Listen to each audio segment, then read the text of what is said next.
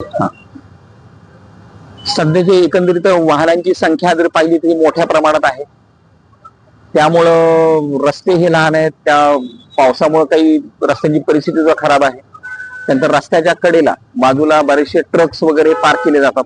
त्यामुळं वाहतुकीचा म्हणजे चालणाऱ्या वाहनांना बराचसा आळा बसतो आणि ज्या स्पीडने जायला पाहिजे तेवढं वाहनांचं वहन होत नाही. त्यासाठी रस्त्याच्या कडेला आम्ही जामरची वरिष्ठांच्या आदेशान्वये सूचनांप्रमाणे जामरची कारवाई सुद्धा आम्ही सुरू केलेली आहे. काल 29 ट्रक्स आणि आयशर ट्रक्स यांच्यावर कारवाई करण्यात आली. आज सकाळपासून 19 वाहनांवर मोठ्या वाहनांवर कारवाई करण्यात आलेली आहे. की ह्याच्या मागचा उद्देश असाच आहे की त्यांनी व्यवस्थितरित्या पार्क करावीत वाहनं रस्त्याच्या कडेला. कारण की दोन्ही हायवेज आहेत, पुणे नाशिक आणि चाकण शिक्रापूर या जे हायवेज असल्यामुळे तिथं वाहनं जर रस्त्यात ट्रक मोठी वाहनं जर रस्त्याच्या कडेला जर उभी केली किंवा पार्क केली तर बऱ्याचशा वाहनांवर त्यांची अडचण होते आणि त्याला कुठेतरी आळा बसावा यासाठी आम्ही जामरची कारवाई सुद्धा सुरू केलेली आहे. यापूर्वी करता काल 29 कारवाई केलेल्या आहेत, आज 19 कारवाई झालेल्या आहेत अद्यापर्यंत. अशीच भविष्यात पुढे चालू राहणार आहे.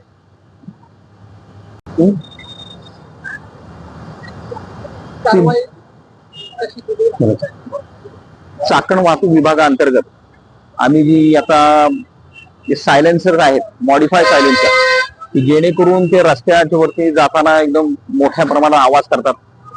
मूळ गाडीमध्ये असलेला सायलेन्सर जो असतो तो बदलून दुसरा मॉडिफाय सायलेन्सर लावतात. त्याच्यावर आम्ही कारवाई ऍक्ट प्रमाणे कारवाई करतो.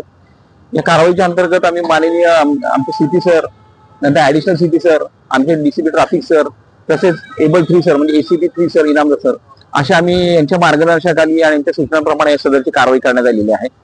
तर एकंदरीत एकूण 60 मोटरसायकल्स यांच्यावरती कारवाई करून त्यांचे सायलेन्सर काढून घेण्यात आलेले आहे आणि इथून पुढे अशीच ही कारवाई चालू राहणार आहे. जेणेकरून नॉईज पोल्युशन वगैरे होऊ नये, लोकांना वगैरे त्रास होतो त्याचा. शाळा हॉस्पिटल्स वगैरे असतात, रात्रीच्या वेळी मोठ्या प्रमाणात आवाज करत ज्या वाहनं जातात त्यांना कुठेतरी आळाचा उद्देश आहे. सरसकट चाकण वाहतूक विभागाअंतर्गत आतापर्यंत कारवाई करण्यात आलेली आहे आणि एकूण 60 मोटरसायकल्स यांच्यावरती कारवाई करून सायलेन्सर काढण्यात आलेले आहेत.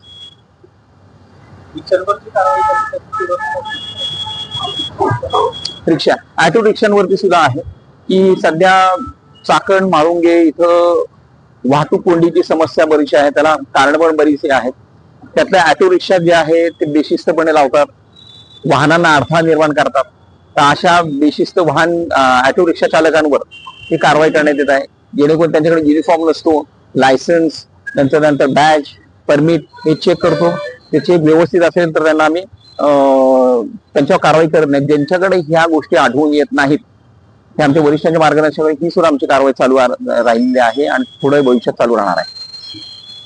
आतापर्यंत आम्ही ह्या 13 रिक्षांवर कारवाई करण्यात आलेली आहे आज सकाळपासून आणि पुढे भविष्यात सुद्धा अशी कारवाई सुरू राहील.